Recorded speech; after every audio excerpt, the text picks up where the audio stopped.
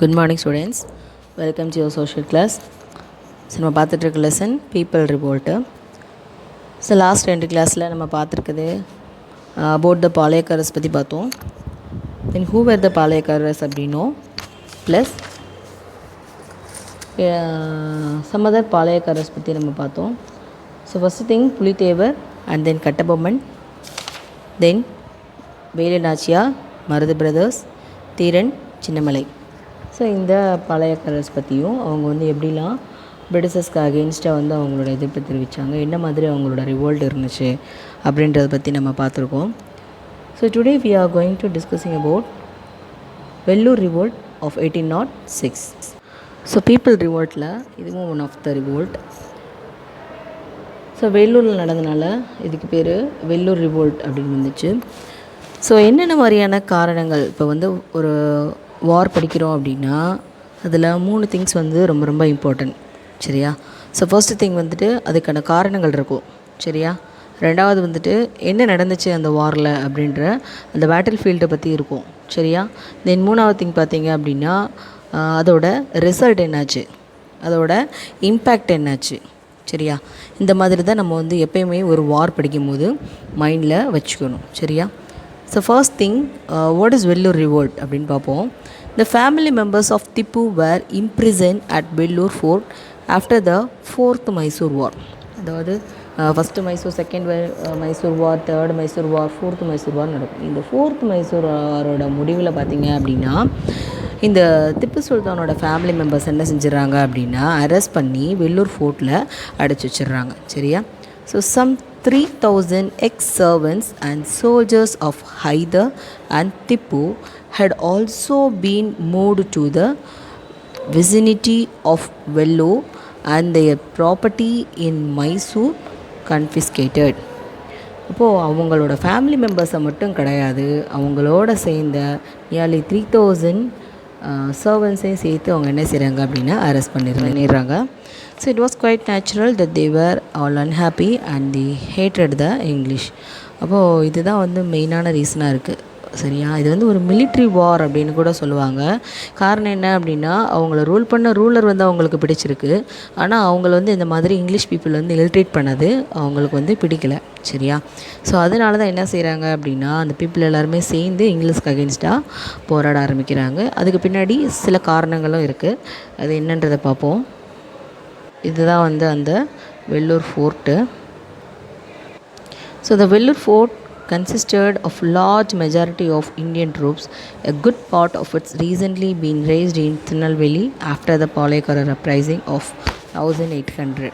இப்போ இந்த வெள்ளூர் ஃபோர்ட்டில் பார்த்திங்க அப்படின்னா நியர்லி இந்தியன் ட்ரூப்ஸ் நிறையா இருக்கக்கூடிய ஒரு படை இருக்கக்கூடிய ஒரு கோட்டையாக தான் இந்த வெள்ளூர் ஃபோர்ட் இருக்குது. So many of the trained soldiers of various palayams were admitted in to the English army. அப்போது நிறையா பாளையம்ஸ்லேருந்து வந்த ஒரு வெல் ட்ரைன்டு மிலிட்ரி பீப்புளோட சேர்ந்து தான் இந்த இங்கிலீஷோட ஆர்மியாக மெயின்டைன் பண்ணுறாங்க. அதாவது இங்கே இங்கிலீஷ் ஆர்மி அப்படின்னு சொல்லுவாங்க, அதாவது மெயின்டெனன்ஸ் எல்லாமே இவங்க தான், ஆனால் அதுக்குள்ளே சோல்ஜர்ஸ் வந்து நம்மளோட இந்தியன்ஸ் இருக்காங்க, ஓகேயா? So that the Vellore fort become the meeting ground of the rebel forces of South India. அப்போது அதுக்குள்ளே மேக்ஸிமம் நம்பர் நம்மளோட இந்தியன் பீப்புள் இருக்கிறனால இது வந்து ஒரு ரிபல் ஃபோர்ட்டாகவே அது மாற ஆரம்பிச்சிருச்சு இந்த ரிவோல்ட் காரணமாக, சரியா? ஸோ என்ன நடந்துச்சுன்னு பார்ப்போம். இன் 1803 William Cavendish Benedict became governor of Madras. Okay. During his period, certain military regulations were introduced in 1805 to 1806 and were enforced by the Madras Commander-in-Chief Sir John Cradock. But the Sepoys felt that these were designed to insult them. அதாவது 1803 இந்த பெண்டிக்ட் அப்படின்ற ஒரு governor of மெட்ராஸாக வர்றாரு. So அந்த டைமில் வந்து பார்த்திங்க அப்படின்னா மிலிட்ரியில் சர்டன் ரெகுலேஷன்ஸை கொண்டு வரணும்னு சொல்லிட்டு நினைக்கிறாங்க. ஸோ ஏன் இந்த ரெகுலேஷன்ஸ் பார்த்திங்க அப்படின்னா இப்போ முன்னாடி கிங்ஸோட தலைமை கீழே படை வீரர்களாக இருந்தவங்க எப்படி இருப்பாங்க அப்படின்றது தெரியும். அஸ் அ மிலிட்ரி பீப்புளாக எப்படி இருப்பாங்க அப்படின்றது ரெண்டுக்கும் வந்து டிஃப்ரென்ஷியேஷன் வந்து இருக்குது இல்லையா? அப்போ ஒரு இங்கிலீஷ் மிலிட்ரி அப்படின்றப்ப வந்து அவன் வந்து ஒரு யூனிஃபார்மிட்டி அப்படின்றத மெயின்டைன் பண்ணணும்னு நினைப்பான். ஸோ அதுக்காக தான் அந்த மிலிட்ரிக்குள்ளே நிறைய சேஞ்சஸை கொண்டு வரணும்னு நினைக்கிறாங்க, சரியா? ஆனால் இது வந்து நம்மளோட இந்தியன்ஸ்க்கு ஒரு இன்சல்ட் பண்ணுற மாதிரி அவங்க ஃபீல் பண்ணுறாங்க. ஸோ என்ன மாதிரியான ரெகுலேஷன்ஸ் கொண்டு வந்தாங்கன்னு பாருங்கள். ஏன் வந்துட்டு பீப்புள் இன்சல்ட் ஆனாங்க, இதுதான் வந்து இங்கே காரணங்களாகவே இருக்குது. சரி, அதனால தான் causes for the revolt. So என்ன மாதிரி ரெகுலேஷன், அதுக்கு என்ன இவங்க ஃபீல் பண்ணுறாங்கன்னு பார்ப்போம். First thing, the strict discipline, new weapons, new methods and uniforms were all new to the sepoys. அப்போ இதுக்கு முன்னாடி அவங்க அந்த மாதிரி எதையுமே பார்த்தது கிடையாது. ஸோ அது எல்லாமே அவங்களுக்கு புதுசாக தெரிஞ்சது. ரெண்டாவது பார்த்திங்கன்னா, the sepoys were asked to shave the beard and to trim the moustache. அப்போது நம்மளோட வீரர்கள்லாம் பார்த்திங்க அப்படின்னா பெரிய பெரிய தாடி, மீசை அந்த மாதிரி வச்சுருப்பாங்க. அது எல்லாமே ஷேவ் பண்ண சொல்லி இவங்க சொன்னாங்க. ஆனால் இது வந்துட்டு அவங்களோட என்ன சொல்கிறது, அவங்களோட வீரத்தையே வந்து முடக்கி வைக்கிற மாதிரி அவங்க ஃபீல் பண்ணாங்க. மூணாவது என்ன சொல்கிறாங்க பாருங்கள், the wearing of religious marks on the forehead and the use of earrings were also banned. So பெரிய பெரிய இந்த தோடு மாதிரி போடுவாங்க, அந்த ரிங்ஸ் மாதிரி போடுவாங்க. அதே மாதிரி நெத்தியில் வந்து திலகமிடுற மாதிரிலாம் இடுவாங்க. ஸோ இதெல்லாமே ரிலீஜியஸ் சிம்பிள்ஸ் இல்லையா, அதை வந்து அவங்க எடுக்கணும். இவங்க சொன்னது ஒரு யூனிஃபார்மிட்டிக்காக சொன்னாங்க. ஆனால் இது எல்லாமே எடுத்தோம் அப்படின்னா அவங்களோட ரிலீஜியஸ் சிம்பிள்ஸை வந்து அவங்க ட்ரீட் பண்ணுற மாதிரி அவங்க ஃபீல் பண்ணுறாங்க. சரியா, அடுத்தது, த English treated the Indian sepoys as their inferior. So there was the racial prejudice. இப்போது பிரிட்டிஷர்ஸ் பார்த்திங்க அப்படின்னா நல்லா ஃபேராக இருப்பாங்க, நம்ம பீப்புள் வந்து டார்க்காக இருப்பாங்க. ஸோ இந்த இன்ஃபீரியாரிட்டி காம்ப்ளெக்ஸ் வந்துட்டு இவங்களுக்குள்ள வந்து ஒரு பெரிய டிஸ்டன்ஸை க்ரியேட் பண்ணுச்சு. சரியா, இதெல்லாம் தான் காரணங்கள். அடுத்தது பார்த்திங்கன்னா இம்மீடியட் காஸ். இப்போ இமீடியட் காஸ் அப்படின்னா அதுக்கு முன்னாடி வரைக்கும் சில காரணங்களை பொறுத்துக்கிட்டே இருந்திருப்பாங்க. சடனாக அந்த வார் வந்து ப்ரோக் அவுட் ஆனதுக்கு ஒரு உடனடியான காரணங்கள் இருக்கும், அதுதான் இமீடியட் காஸ். ஸோ இந்த 1806க்கு எது இம்மீடியட் காசாக இருக்குதுன்னு பார்த்தீங்கன்னா, in June 1806 military general Agnew introduce a new turban அப்படின்னா இந்த தலையில் வந்து அந்த ஒரு இது மாதிரி போடுவாங்க இல்லையா, ஒரு ஹேட் மாதிரி போடுவாங்க இல்லையா, அதுதான் வந்து turban. So resembling a European hat with a patch of cross on it. இது வந்து ஒரு தொப்பி மாதிரி அவங்க கொடுக்குறாங்க.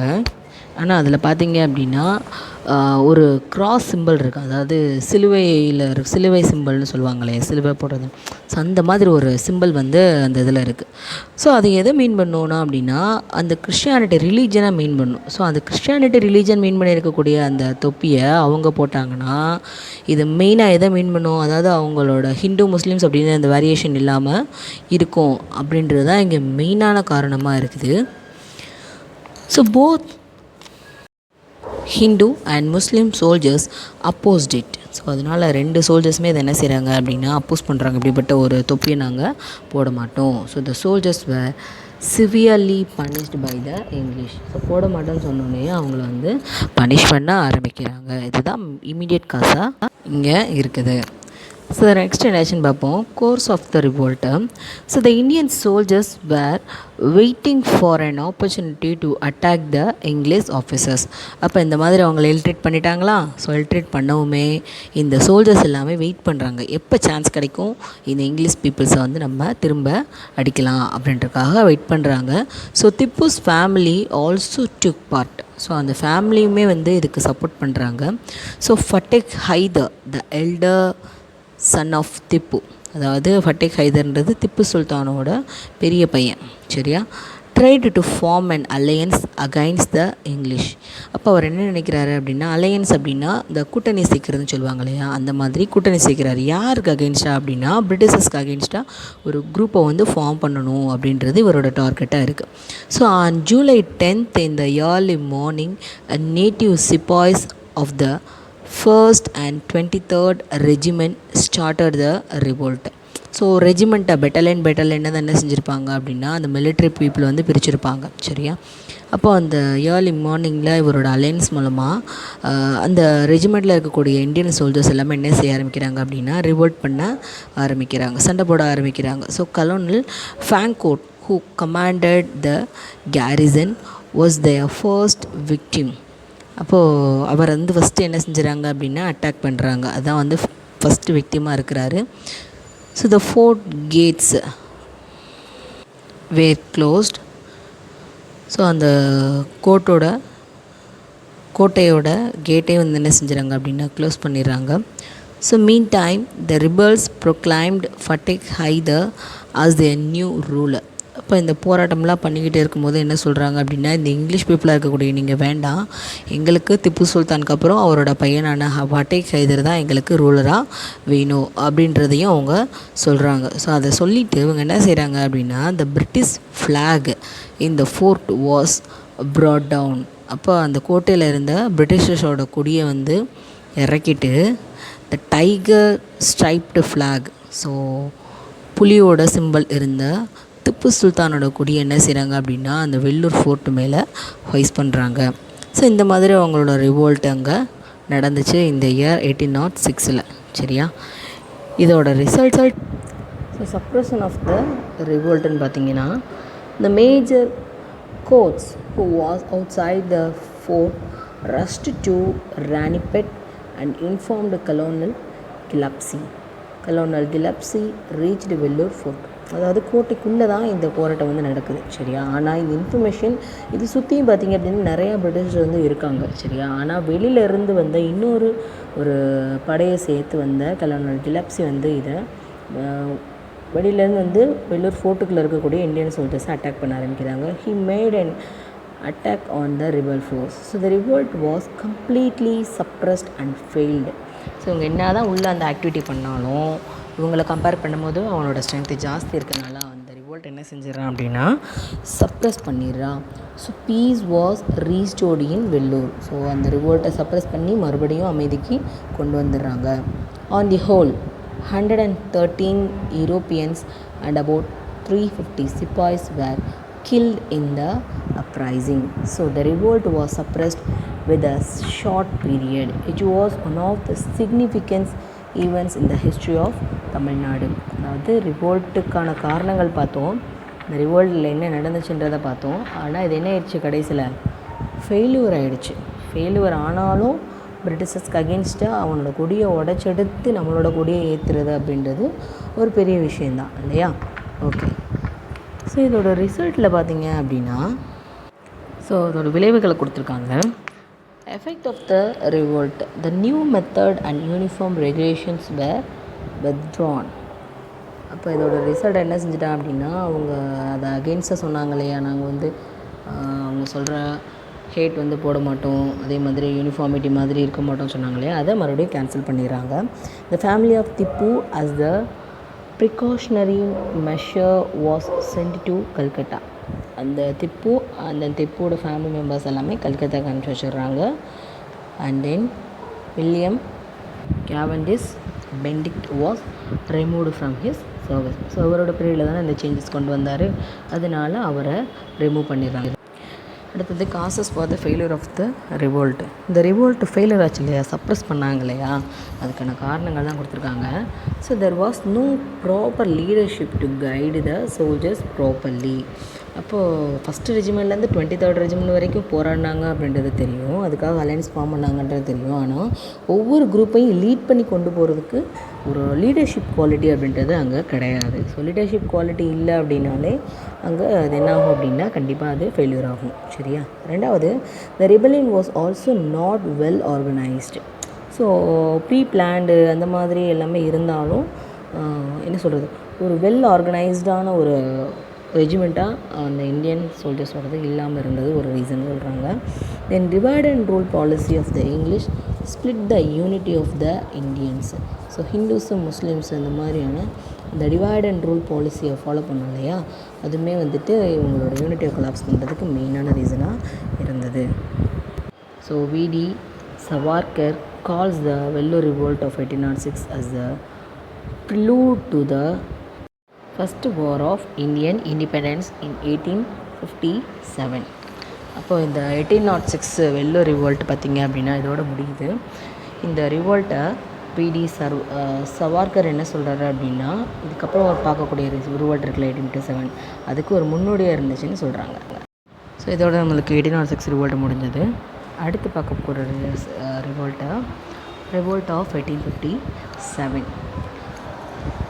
So the yearly uprising did not succeed in threatening the British in India. அப்போ இதுக்கு முன்னாடி நம்ம பாளையக்கார ரிவோல்ட்டு பார்த்தோம், வெள்ளை ரிவோல்ட்டு பார்த்தோம். இது எதுக்குமே வந்துட்டு பிரிட்டிஷர்ஸ் வந்து பயப்படலை. சரியா, அதாவது அவனோட பவரை காமிச்சு நம்மளை சப்ரஸ் பண்ணிகிட்டே இருந்தாங்க. சரியா, ஆனால் இந்த ரிவோல்ட்டுக்கு பயந்து ஒரு பெரிய மாற்றத்தையே கொண்டு வருவாங்க. அது என்னன்னு நம்ம ரிசல்ட்டில் பார்ப்போம். So it took the revolt of 1857 to bring home to the company, and the British thought that their rule was not accepted to a large section of the population.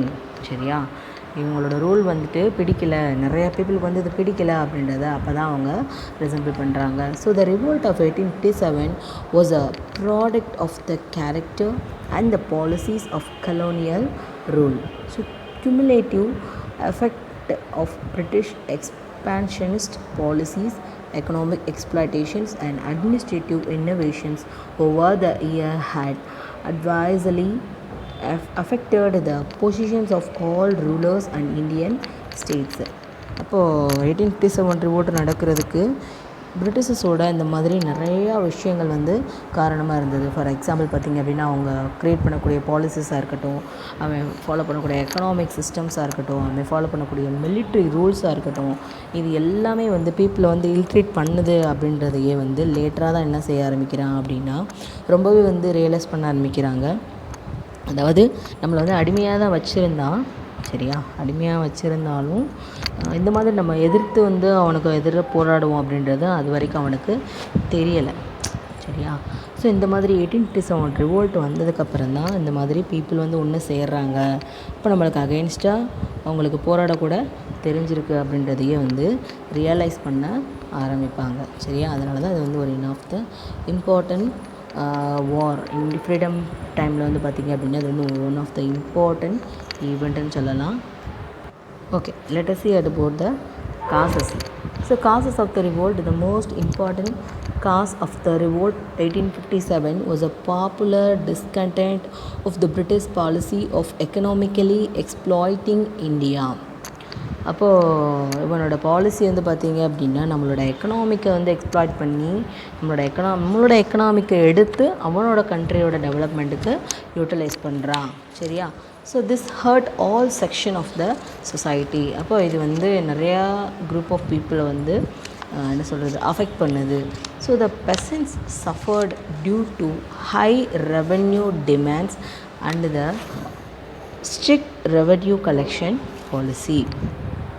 இப்போது மெயினாக பார்த்திங்க அப்படின்னா நம்மளோட பேசிக் ஒர்க்கே வந்து மேக்ஸிமம் ஒர்க் வந்து agriculture தான் அந்த டைமில். சரியா, அதை தாண்டி தான் அவன் கொண்டு வந்ததுக்கப்புறம் இண்டஸ்ட்ரீஸு அது இதுன்னு எல்லாமே வந்தது. சரியா, அப்போது லேண்ட் டேக்ஸ் தான் மெயினான டேக்ஸாக இருந்தது. அந்த டேக்ஸை வந்து ஹெவியாக ஃபிக்ஸ் பண்ணுறாங்க. இன்னொன்று வந்து அதை கம்பல்சரியாகவும், இன்னொன்று ரொம்ப ரொம்ப ஸ்ட்ரிக்டாகவும் வந்து ஃபாலோ பண்ண ஆரம்பிக்கிறாங்க. அவனுக்கு வந்துட்டு அந்த விவசாயம் பண்ணுறதுக்கு தண்ணி இருக்கா, இல்லை விவசாயம் பண்ணானா பண்ணலையா அப்படின்றது எல்லாமே அவன் கவனிக்கிறது கிடையாது. ஆனால் அவங்க என்ன நிலைமைக்கு போனாலும் அந்த லேண்ட் டேக்ஸை கட்டியே தீரணும். ஸோ இந்த மாதிரியான ஒரு சிச்சுவேஷனுக்கு இவங்க உள்ளாகிறாங்க. ஸோ அது மெயினான காரணமாக இருக்குது. அதாவது இந்த 1857 ரிவோல்ட்டு அந்த பிரிட்டிஷர்ஸுக்கு அகெயின்ஸ்டாக வர்றதுக்கு ஸோ பீப்புள் இந்த மாதிரிலாம் வந்து பாதிப்படைய ஆரம்பிக்கிறாங்க. சரியா, அடுத்தது the policies of doctrine of lapse, subsidiary alliance and policy of effective control created discontentment among people. சரியா, இது எல்லாமே certain policies of the Britishers. ஓகேயா, first thing doctrine of lapse. So doctrine of lapse அப்படின்னா அதாவது வாரிசுக்கு ஆண் வாரிசு இல்லை அப்படின்னா, ஒரு ரூலருக்கு வந்து ஆண் வாரிசு இல்லை அப்படின்னா, அந்த ஆண் வாரிசு இல்லைனாலும் சரி, பெண் வாரிசு தான் இருக்குது அப்படின்னாலும் சரி, அந்த லேண்ட் வந்து அந்த கிங்குக்கு அப்புறம் யாருக்கு போகணும்னா பிரிட்டிஷர்ஸ்க்கு போகணும். சரியா, இதுதான் அவன் போட்ட அந்த ரூல்ஸு. சரியா, ஸோ இந்த மாதிரி அவனுக்கு ஃபேவராக தான் அந்த ரூல்ஸை வந்து க்ரியேட் பண்ணாங்க. சரியா, இதனால் பாதிக்கப்பட்டது யார் அப்படின்னா மக்கள். ஓகேயா, so the annexation of Awadh. இந்த அனெக்சேஷனே வந்து எதை சொல்ல வருது அப்படின்னா, அது வந்து ஒரு லாயல்ட்டியான ரொம்பவே வெல்வெஸ்டான ஒரு பிளேஸாக இருந்தது. ஸோ இதுவுமே இந்த பாலிசிஸ் மூலமாக என்ன ஆகுது அப்படின்னா இவங்களோட பிரிட்டிஷோட டெரிட்டரியில் போய் ஜாயிண்ட் ஆகுது. So the conversion activities of Christian missionaries were looked upon with suspicion and fear. அப்போது இந்த பிரிட்டிஷர்ஸ் என்ன செய்ய ஆரம்பித்தாங்க அப்படின்னா, இன்னொரு அதாவது அவனோட அட்மினிஸ்ட்ரேஷனை தாண்டி அவனோட மெயினான இன்னொரு தாட் என்ன வந்துச்சுன்னா கன்வர்ஷன், ரிலீஜியஸ் கன்வர்ஷன். கிறிஸ்டியானிட்டிக்கு நம்மளோட இந்தியன்ஸை கன்வெர்ட் பண்ணுறது ஒரு மெயினான தாட்டாக இருந்தது. சரியா, அந்த கிறிஸ்டியனாக கன்வெர்ட் ஆக சொல்லி கம்பல் பண்ணவும் செஞ்சாங்க. இன்னொன்று வந்துட்டு அப்படி கம்பல் அதாவது ஆக மாட்டேன் அப்படின்னு சொல்லி சொன்னாங்க அப்படின்னா அவங்கக்கிட்ட டேக்ஸ் ஃபிக்ஸ் பண்ணுறது, இல்லை அப்படின்னா அவங்கள டார்ச்சர் பண்ணுறது, இந்த மாதிரி அவனோட ஆக்டிவிட்டி நிறையாவே இருந்தது. சரியா, இந்த ரிலீஜியஸ் கன்வர்ஷன் ஆக்டிவிட்டீஸுக்கு வந்து மெயினாக பயந்தாங்க. So the priest and the maulvis showed their discontent against the British rule. So ப்ரீஸ்ட்ன்றது ஹிந்துஸ்க்குரியது, மௌலாவிஷ்ன்றது முஸ்லீம்ஸ்க்குரியது. இவங்க வந்து பிரிட்டிஷருக்கு அகெயின்ஸ்டாக இந்த மாதிரி இருக்காங்க அப்படின்றத வெளிப்படுத்துகிறாங்க. ஸோ அடுத்தது பார்த்திங்க அப்படின்னா abolition of practices like sati, female infanticide, support to widow remarriage and female education were seen by many as interference in the Indian culture by the Europeans. So இது எல்லாமே வந்துட்டு ஒரு சோஷியல் லெவலாக இருந்தாலும் இதை வந்து ட்ரெடிஷ்னலாக நம்ம என்ன செஞ்சுட்டு இருந்தோம் அப்படின்னா ஃபாலோ பண்ணிக்கிட்டு இருந்தோம். சரி, அது எல்லாமே தப்பு தான். ஆனால் அதை நம்ம என்ன செஞ்சோம் அப்படின்னா ஃபாலோ பண்ணிக்கிட்டு இருந்தோம். இவங்க என்ன நினைக்கிறாங்க அப்படின்னா இது வந்து நம்மளோட கல்ச்சர், இந்தியனோட கல்ச்சர். ஆனால் இதுக்கெல்லாம் அகெயின்ஸ்டாக அவன் சொல்கிறான் அப்படின்னா நம்மளோட கல்ச்சருக்குள்ளே இன்வால்வ் ஆகுறாங்களா, நம்மளோட ரிலிஜனுக்குள்ளே இன்வால்வ் ஆகிறாங்க, நம்மளோட கல்ச்சருக்குள்ளே இன்வால்வ் ஆகுறாங்க, நம்மளை இல்ட்ரீட் பண்ணுறாங்க, நம்மளோட எக்கனாமிக்கை வந்து சப்ரெஸ் பண்ண நினைக்கிறாங்க. இந்த மாதிரி தான் வந்து இவங்களோட தாட் ஃபுல்லாமே இருக்குது. சரியா, அது வந்து எக்கனாமிக்காக வந்து நம்மளோட அதுலேருந்து எடுக்க செஞ்சால் அதெல்லாம் ஓகே தான். நம்மளோட பீப்புளை வந்து இல்ட்ரீட் பண்ணால் அதுவும் வந்து ஓகே தான். சரியா, ஆனால் இந்த சோஷியல் லெவல்லலாம் அது நம்மளுக்கு செஞ்சது ஃபேவரான விஷயங்கள் தான் நம்ம சொல்லணும். ஆனால் அந்த பீப்புள் வந்து இந்த மாதிரி அவங்க அதை நினச்சாங்க. சரியா, இதுதான் வந்து மெயினான காரணங்களாக இருக்குது இந்த 1857 ரிவோல்ட்டுக்கிட்ட. இதில் இமீடியட் காசுன்னு பார்த்தீங்கன்னா the immediate cause was the introduction of new Enfield rifles in the army. அதாவது இந்த மிலிட்ரிக்குள்ளே போன ரிவோல்ட்டில் ரெகுலேஷன் கொண்டு வந்தான். இந்த ரிவோல்ட்டில் வந்துட்டு ஒரு புது வகையான ஒரு கன்னை வந்து இன்ட்ரடியூஸ் பண்ணுறாங்க, ஒரு ரைஃபிளை வந்து இன்ட்ரடியூஸ் பண்ணுறாங்க. சரியா, அது எப்படிப்பட்ட ஒரு கன்னாக இருக்குதுன்னு பாருங்கள். the top of the cartridge of this rifle was to be removed by the mouth before loading it in the rifle. அப்போ அந்த புல்லட்ஸை வந்து உள்ளே போடுறதுக்கு முன்னாடி அந்த கேப்பை வந்து எப்படி கலட்டணும் அப்படின்னா ஏதாவது இன்ஸ்ட்ருமெண்ட் வச்சு, ஒரு டூல்ஸ் வச்சு நம்ம ரிமூவ் பண்ண முடியாது. அதாவது வாயை வச்சு தான் அதை வந்து ஓப்பன் பண்ணணும் அப்படின்னு சொல்லிட்டு அதில் வந்து ஒரு ரூல்ஸ் இருந்துச்சு. சரியா, அந்த கேப் இருக்கு இல்லையா, அதை மூடி வச்சுருக்காங்களே கேப்பு, அது எதனால் ஆனதுன்னு பாருங்கள். the cartridges were greased by the fat of pig and the cow. சரியா, அது வந்து அதாவது பன்னியோட கொழுப்புனாலையும், அதாவது மாடுகள் இருக்கு இல்லையா, அந்த மாடுகளோட கொழுப்புனாலையும் செய்யப்பட்ட ஒரு க்ரீஸ்டு கேட்ரேஜஸாக தான் அது இருக்குது. அதை தான் என்ன சொல்கிறாங்கன்னா வாயில் கடிச்சு எடுத்துகிட்டு அப்புறம் கேட்ரேஜஸ் வந்து ஃபில் பண்ணணும் அப்படின்னு சொல்லிட்டு இதோட ரூல்ஸு. சரியா, அப்போது இது கண்டிப்பாக நம்ம ரிட்ரீட் பண்ணுறக்காண்டி தான் அவன் பண்ண பிளானு.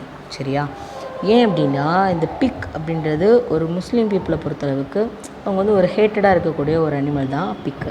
சரியா, அதே மாதிரி கவ் அப்படின்றது ஒரு என்ன சொல்கிறது, ஒரு ஹோலி அனிமலாக பார்ப்பாங்க, ஒரு புனிதமான ஒரு விலங்கினமாக நம்ம பார்க்கக்கூடியது, கடவுளாக கூட நம்ம கும்பிடுவோம் இல்லையா. ஸோ அப்படிப்பட்ட அனிமல் தான் கவ். அப்போ இந்த ரெண்டோட கொழுப்பையும் வந்து எடுத்து இது பண்ணணும் அப்படின்னா அது வந்து கண்டிப்பாக அந்த ரிலீஜனை இது பண்ணணும் அப்படின்றதுக்காக தான் அவங்க செஞ்சது. So the Indian sepoys believed that the British were deliberately attempting to spoil the religion on both Hindus and the Muslims. So because while the Hindus reserved the cow and the Muslims hated the pig, so the soldiers therefore determined to refuse their service and ultimately revolted.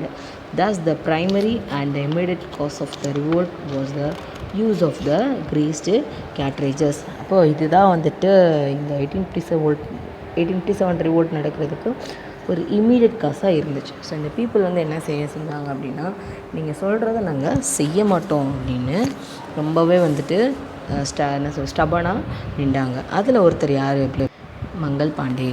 சரியா, இவர் தான் அந்த Mangal Pandey. So இவர் மூலமாக தான் அந்த revolt வந்து broke out ஆகுது. அதாவது இதுக்கு முன்னாடி வரைக்கும் சில காரணங்களை வந்து வச்சுருக்காங்க, பிரிட்டிஷர்ஸுக்கு எதிராக வந்து கோவத்தில் இருக்காங்க. அந்த கோவத்தில் இருந்தாலும் அதை வெளிப்படுத்துறதுக்கு இது வந்து ஒரு ரீசனாக அமைஞ்சிருச்சு. சரியா, அதை ஃபஸ்ட்டு எக்ஸ்ப்ரெஸ் பண்ணது இவர் தான். சரியா, அதுதான் அவுட் பிரேக் ஆஃப் த ரிவோல்ட்டாக இருக்குது. So on 29th March 1857 at Barrackpore, சரியா, கொல்கட்டாவில், இப்போ ப்ரெசென்ட்டில் இருக்கக்கூடிய கொல்கட்டாவுக்கு பக்கத்தில் இருக்கக்கூடிய ஒரு ஊர் தான் இந்த பேரக்பூர். மங்கள் பாண்டே, யங் சிப்பாய் ஃப்ரம் பெங்கால் ரெஜிமெண்ட், பெங்கால்லேருந்து இருக்கக்கூடிய ஒரு யங் சிப்பாய் தான் இவர். ஸோ சிப்பாயாக இருக்கிற பட்சத்தில் அவருமே அந்த கேட்ரேஜை யூஸ் பண்ணக்கூடிய சுச்சுவேஷன் அங்கே உருவாகுது. ஸோ இவர் என்ன செய்கிறாரு அப்படின்னா, refused to use the greased cartridge, நான் இதை செய்ய மாட்டேன் அப்படின்றதில் ஸ்ட்ராங்காக நின்னார். And shot down his surgeon. He was arrested and tried and executed. When this news spread, many sepoys revolted. அப்போ அவர் அரெஸ்ட் பண்ணுறாங்க, ஆனால் அங்கேருந்து எஸ்கேப் ஆயிடுறாரு. இந்த நியூஸ் எல்லா இடத்துலையும் பரவ ஆரம்பிக்குது. அப்போ இதுக்கு முன்னாடி எந்த ரிவோல்ட்டுமே வந்து பார்த்திங்க அப்படின்னா நிறைய இடங்களில் ஸ்ப்ரெட் ஆகலை. இப்போ 1806 வந்து பிரிட்டிஷருக்கு அகெயின்ஸ்டாக ஒரு கொடியை வந்து இது பண்ணி எல்லாமே பண்ணாங்க.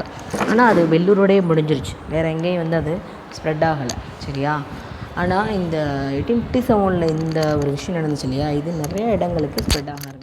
அதனால தான் இது ரொம்பவே ஃபேமஸான வந்து ஒரு வாராக வந்து இது அமையுது. சரியா, on 10th May 1857 the sepoys of the 3rd Cavalry at Meerut openly revolted by swarming and prison and releasing their comrades. They were immediately joined by the men of the 11th and 20th Native Infantries, and they murdered some English officers and then marched to Delhi. அப்போது இங்கே இந்த விஷயம் வந்துட்டு spread ஆகும்போது அங்கங்கே நிறையா maximum Indian soldiers தான் இருக்காங்க இல்லையா, அப்போ அவங்க எல்லாருமே இதுக்கு சப்போர்ட் பண்ண ஆரம்பித்து இந்த இங்கிலீஷ் ஆஃபீஸர்ஸ்க்கு அகெயின்ஸ்டாக நிறையா வந்து அவங்களோட ஆக்டிவிட்டீஸில் ஈடுபட ஆரம்பிக்கிறாங்க. நிறைய இங்கிலீஷ் ஆஃபீஸர்ஸையும் வந்து என்ன செய்கிறாங்கன்னா கொலை பண்ணுறாங்க. So the arrival of the Meerut sepoys at Delhi, so மீரட்லேருந்து டெல்லி வரைக்கும் அந்த சிப்பாய்ஸ் வர்றாங்க on 11th May and declared of Bahadur Shah to as the emperor of India. அங்கேருந்து வந்து பகதூர் ஷா தான் எங்களோட அடுத்த ரூலர் அப்படின்னு சொல்லிட்டு சொல்கிறாங்க. So Delhi became the centre of great revolt and Bahadur Shah its symbol. அப்போது அந்த மாதிரி நிறையா இடங்கள்ல வந்து அவங்களுக்கு சப்போர்ட் பண்ண ஆரம்பிக்கிறாங்க. அதனால் டெல்லி வந்து பகதூர் ஷா வந்து இந்த ரிவோல்ட்டுக்கு ஒரு சிம்பிளாக அமைகிறாரு. So the revolt spread quickly. There were mutinies at Lucknow, Kanpur, Jhansi, Bareilly, Bihar, Faizabad and many other places in north India. So maximum இது வந்து நார்த் இந்தியாவில் இருக்கக்கூடிய நிறையா பிளேஸஸ்க்கு இந்த இன்ஃபர்மேஷன் ஸ்ப்ரெட் ஆகுது. So many of them found that it was a good opportunity to burn the papers of their landlords. So இது வந்து ஒரு இம்பார்ட்டண்டான ஒரு என்ன சொல்கிறது, ஒரு ஆப்பர்ச்சுனிட்டியாக யூஸ் பண்ணிக்கணும் அப்படின்னு சொல்லிட்டு அந்த லேண்ட்லார்ட்ஸோட பேப்பர்ஸ், அந்த லேண்டுக்குன்னு சொல்லிட்டு வச்சுருப்பாங்க இல்லையா, அது எல்லாமே பர்ன் பண்ணிடலாம் அப்படின்னு பிளான் பண்ணுறாங்க. Then many others whose titles and pensions were abolished by the British who participated in it. So அதனால் பிரிட்டிஷர்ஸில் ஆல்ரெடி இருந்த பீப்புளுக்கும் ப்ளஸ் வந்துட்டு நிறையா அவங்களுக்கு கொடுத்த பென்ஷனை என்ன செஞ்சிடறான் அப்படின்னா கேன்சல் பண்ணிடுறான். சரியா, in order to take revenge, பழி வாங்கணும் அப்படின்ற எண்ணத்துக்காக. ஸோ இந்த ரிவோல்ட்டும் ஃபெயிலியர் ஆயிடுது. ஸோ எப்படி வந்து அந்த ரிவோல்ட்டை சப்ரஸ் பண்ணாங்களோ அதே மாதிரி இதையும் சப்ரஸ் பண்ணிடுறாங்க. என்ன பண்ணுறாங்கன்னு பார்த்தீங்கன்னா, Lord Canning, the Governor General, took immediate steps to suppress the revolt. He collected the forces of Madras, Bombay, Sri Lanka and Burma on his own initiative. He called the British army, which was deputed to China by Britain, to Calcutta. அப்போது என்ன செய்கிறான் அப்படின்னா, north சைடில் தானே maximum spread ஆகுது. அப்போ south சைடில் இருக்கக்கூடிய அவனோட ஆர்மி எல்லாமே வந்து சேர்த்து இவங்க இங்கேருந்து என்ன செய்கிறாங்க அப்படின்னா அவங்களுக்கு அகெயின்ஸ்டாக சப்ரஸ் பண்ணுறதுக்கு கூட்டிகிட்டு போகிறாங்க. மேக்ஸிமம் இந்த சைனாவோட சப்போர்ட்டையும் இவங்க சேர்த்துக்கிறாங்க. He ordered the loyal Sikh army to proceeded to Delhi. Immediately the British regained their lost positions very soon. இப்போ என்ன தான் வந்து இங்கே அவன் என்ட்ரேட் ஆனாலும் மறுபடியும் அவனோட பொசிஷனை மீட்டு கொண்டு வந்துட்டாங்க. சரியா, இப்போ ரிவோல்ட் வந்து சப்ரஸ் ஆகிடுச்சு. ஓகேயா, ஆனாலும் இதனால் சில விளைவுகள் வந்து ஏற்படுது. என்னென்னா, Delhi was recaptured by General John Nicholson on 20th September 1857 and deposition deportation of Bahadur Shah to Rangoon where he died in 1862. அப்போ பகதூர் ஷாவை தானே கிங்காக நியமிக்க நினைக்கிறாங்க. அப்போ அவர் என்ன செஞ்சிடறாங்க அப்படின்னா இங்கேருந்து பர்மாக்கு அனுப்பிச்சி வச்சிடுறாங்க, பர்மா ரங்கூனுக்கு அனுப்பிச்சி வச்சிடுறாங்க. So military operations with the recovery of Kanpur were closely associated with the recovery of Lucknow. Then Sir Colin Campbell occupied Kanpur. Then Nana Sahib were defeated at Kanpur and escaped to Nepal. அவர் இந்த நானா சாஹிப் அப்படின்ற ஒருத்தரும் உங்களுக்கு அகைன்ஸ்டாக சண்டை போட ஆரம்பிக்கிறாரு. His close associate Tantia Tope escaped to central India. இப்போ இதெல்லாமே அந்த ஒவ்வொரு ரீஜன் சொன்னேன் இல்லையா, அந்தந்த ரெஜிமெண்ட்டோட லீடர்ஸாக இருந்தவங்க. ஸோ எந்தெந்த ரெஜிமெண்ட்டுக்கு யார் யார் லீடர்ஸ் சொல்லிட்டு உங்களுக்கு ஒரு டேப்லெட் காலம் கொடுத்துருப்பாங்க. ஸோ அதில் பார்த்தீங்கன்னா உங்களுக்கு தெரியும். ஸோ ஒவ்வொருவோட இதுக்குமே ஒவ்வொரு தலைமையில் அவங்க வந்து போராட ஆரம்பிப்பாங்க. இது அதே மாதிரி தான் the Rani of Jhansi had died in the battle field. Then Kunwar Singh, Khan Bahadur Khan were all died. With the Begum of Oudh was compelled to hide in Nepal. The revolt was finally suppressed by the end of 1857. British authority over India was fully established. So இந்த tablet காலமில் உங்களுக்கு என்ன place எந்த லீடர்ஸுன்றது இருக்கும். So causes for the failure of the revolt. So suppress ஆகிடுச்சு. So அதுக்கான காரணங்கள் என்ன அப்படின்னா various causes were responsible for the failure of the revolt. So lack of organization, discipline, common plan of action, centralized leadership, modern weapons and techniques. இதெல்லாம் மெயினான காரணங்களாக இருக்குது. So இது வந்து ஒரு குறிப்பிட்ட பிளேஸில் நடந்துச்சு. ஆனால் ஃபஸ்ட்டு ரிவோல்ட்டு இந்த 1827 ரிவோல்ட்டு பார்த்திங்க அப்படின்னா மேக்ஸிமம் பிளேஸஸில் டிஃப்ரெண்ட் பிளேஸஸில் நடந்ததுனால அவங்களுக்குள்ள வந்து ஒரு பிளான் கிடையாது, ஒரு சென்ட்ரலைஸ்டு ஆர்கனைசேஷன் கிடையாது. இது எல்லாமே ஃபெயிலியர் அதுக்கு காரணமாக சொல்கிறாங்க. The rebel leaders were no match to the British generals. So Rani Lakshmibai, Tantia Tope and Nana Sahib were courageous but they were not good generals. இப்போது இவங்கெல்லாம் வந்து இந்த ஜென்ரல்ஸ்க்கு ஈக்குவலாக சண்டை போட முடியல. இது சில காரணமாக சொல்கிறாங்க. அடுத்தது the non participation of Bengal, Bombay, Madras, western Punjab and Rajputana. அப்போது நிறையா பிளேஸஸ் சண்டை போட்டாலும் இந்த மெயினான ரீஜன்ஸ் யாருமே வந்துட்டு அந்த ரிவோல்ட்டுக்கு சப்போர்ட் பண்ணலை, அங்கேருந்து யாரும் இந்த ரிவோல்ட்டுக்கு போகலை அப்படின்றது இன்னொரு காரணமாக சொல்கிறாங்க. And then the modern educated Indians did not support the revolt as they believed that only British rule could reform the Indian society and modernize it.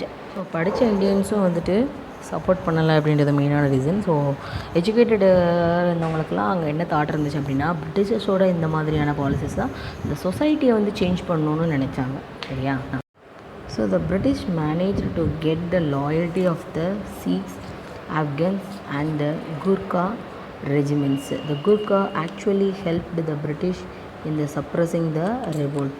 இந்த குர்காஸாக இருக்கட்டும் அவங்க எல்லாமே என்ன செய்ய ஆரம்பிக்கிறாங்க அப்படின்னா இவங்களுக்கு சப்போர்ட் பண்ணுறாங்க. அதே மாதிரி இவங்க அதை சுற்றி இருக்கக்கூடிய ஆப்கான்ஸோட ஹெல்ப்பையும் சீக்ஸோட ஹெல்ப்பையும் வந்து கேட்குறாங்க. ஸோ இதனால் வந்துட்டு இவனோட ஸ்ட்ரென்த்து தான் ஜாஸ்தியாகிறத தவிர இந்தியன்ஸோட ஸ்ட்ரென்த் வந்து அங்கே ஜாஸ்தியாகவே இல்லை. ஸோ இது வந்து மெயினான ரீசனாக இருக்குது. And then the British had better weapons, better generals and good organisation. அப்போ இது எல்லாமே பிரிட்டிஷர்ஸ்கிட்ட இருந்துச்சு. வெப்பன்ஸாக இருக்கட்டும், ஜென்ரல்ஸாக இருக்கட்டும், ஆர்கனைசேஷன்ஸாக இருக்கட்டும், எல்லாமே வெல் பிளான்டாகவும் நிறையா நியூ மெத்தட்ஸாகவும் இருந்தது. ஆனால் கம்பேர்ட் டு பிரிட்டிஷர்ஸ் இந்தியன்ஸ்கிட்ட அந்த மாதிரி எதுவுமே கிடையாது. எல்லாமே ட்ரெடிஷ்னலாக ஓல்டு சிஸ்டம் தான் ஃபாலோ பண்ணாங்க. ஸோ இந்த மாதிரி சப்ரஸ் ஆனாலும் இந்த ரிவோல்ட்டோட கான்சிக்வன்ஸ் பார்த்திங்க அப்படின்னா கான்சிக்வன்ஸ்ன்றது இதனால் நடந்த சேஞ்சஸ். சரியா? So The revolt of 1857 marked a turning point in the history of India. It led to the changes in the system of administration and the policy of the government. அப்போது Britishers இதுக்கு முன்னாடி follow பண்ண பாலிசிஸில் இருந்து நிறைய பாலிசிஸை change பண்ண ஆரம்பிக்கிறாங்க இந்த revolt முடிஞ்சதுக்கப்புறம். சரியா? And then the administration of India was transferred from the East India Company to the British Crown through the Queen's Proclamation in 1858. அப்போ இதுக்கு முன்னாடி ஈஸ்ட் இந்தியா கம்பெனி ஒரு ட்ரேடு கம்பெனி ரூல் பண்ணுறதுலேருந்து ஃபுல் அட்மினிஸ்ட்ரேட்டிவ் பவராகவே இங்கே உள்ள என்ட்ராக ஆரம்பிக்கிறாங்க 1858. The Governor General was given the title of Viceroy. அப்போ கவர்னர் ஜென்ரலுக்கு வைஸ்ராய்ன்ற டைட்டில் கொடுக்குறாங்க. அப்போ அதுக்கு முன்னாடி வரைக்கும் கம்பெனி ரூல் அப்படின்றது தான் இருந்துச்சு, ஒரு க்ரௌன் ரூல் அப்படின்றது கிடையாது. அப்போ ரூல்ஸ் அண்ட் ரெகுலேஷன்ஸ் எல்லாமே பிரிட்டன்லேருந்து வரும், அதை எக்ஸிக்யூட் பண்ணுறது கம்பெனியாக இருந்தாங்க. ஆனால் இப்போது ஓவரால் அட்மினிஸ்ட்ரேஷனே இங்கே உள்ள வந்துருச்சு. The board of directors and the board of control were replaced by the council of 15 members headed by the secretary of state to supervise Indian affairs. அப்போது ஒரு அட்மினிஸ்ட்ரேட்டிவ் பவர்ன்ற மாதிரி வரும்போது இது வந்து ஒரு கவர்மெண்ட்டாகவே மாற்ற ஆரம்பிக்கிறாங்க. புரியுதா? பிரிட்டனோட கவர்மெண்ட் அதுக்கு முன்னாடி வரைக்கும் அடிமையாக இருந்தது. ஒரு கவர்மெண்ட் சிஸ்டமாக நாங்கள் சொல்லக்கூடிய ரூல்ஸ் அண்ட் ரெகுலேஷன்ஸை நீங்கள் ஃபாலோ பண்ணக்கூடிய நான் கவர்மெண்ட்டு, நீங்கள் வந்து என்னோடய சிட்டிசன்ஸுன்ற மாதிரி அவனோட மெத்தட் வந்து மாற ஆரம்பிக்குது. அதுதான் இங்கே. ஓகேயா? ஸோ அடுத்தது the Indian army was truly reorganised. More Britishers were employed in the army. அப்போ ஆர்மியில் நிறைய வேரியேஷன்ஸ் இருந்துச்சு. ஃபார் எக்ஸாம்பிள் பார்த்திங்க அப்படின்னா, இப்போ இந்தியன் சோல்ஜர்ஸ் அப்படின்னா அவங்களுக்கு சேலரி கம்மியாகவும், பிரிட்டிஷ் சோல்ஜர்ஸ்க்குனா சேலரி வந்து ஜாஸ்தியாகவும் இருந்தது. அதே மாதிரி ஹை போஸ்டிங் வந்து இந்தியன்ஸ் கொடுக்க மாட்டாங்க. பட் பிரிட்டிஷர்ஸ்க்கு என்ன செஞ்சாங்க அப்படின்னா நிறையாவே கொடுப்பாங்க. அதே மாதிரி இந்தியன் சோல்ஜர்ஸோட நம்பர் ஜாஸ்தியாகவும் பிரிட்டிஷ் சோல்ஜர்ஸோட நம்பர்ஸ் வந்து கம்மியாகவும் இருந்தது. அப்போ இந்த மாதிரி டிஃப்ரென்ஷியேஷன் இருந்தது எல்லாமே சரி பண்ணி அவங்களையும் அந்த இந்தியன் ஆர்மியையும் என்ன செய்கிறாங்க அப்படின்னா ரீஆர்கனைஸ் பண்ணி செப்பரேட் பண்ணுறாங்க. அடுத்த லாஸ்ட் பார்த்திங்க அப்படின்னா the British military policy came to be dominated by the idea of divide and counterpoise. ஸோ இந்த டிவைட் அண்ட் கவுண்டர்பாய்ஸ்ன்ற ஒரு ஐடியா மூலமாக இந்த பிரிட்டிஷ் மிலிட்ரியோட பாலிசி வந்து இங்கே திரும்ப மாற ஆரம்பிக்குது. சரியா? ஸோ இதுதான் வந்துட்டு 1857 ரிவோல்ட். ஓகேயா? ஸோ இதோட நம்மளுக்கு பீப்புள் ரிவோல்ட் லெசன் முடிஞ்சிச்சு. ஸோ ஃபஸ்ட்டு திங் நம்ம பாளையக்காரர்ஸ் வார் பற்றி பார்த்தோம். அடுத்தது வெள்ளூர் ரிவோல்ட் ஆஃப் 1806 பற்றி பார்த்தோம். ஸோ கடைசியாக பார்த்தது என்ன அப்படின்னா இந்த 1857 ரிவோல்ட்டு. சரியா? ஸோ அதில் யாரெல்லாம் இம்பார்ட்டன்ட் பாருங்கள். அதே மாதிரி 1806 என்ன காரணம், என்ன நடந்துச்சுன்றதை பார்க்கணும். அதே மாதிரி தான் 1857 ரிவோல்ட்டுக்கும். ஓகேயா? தேங்க்யூ.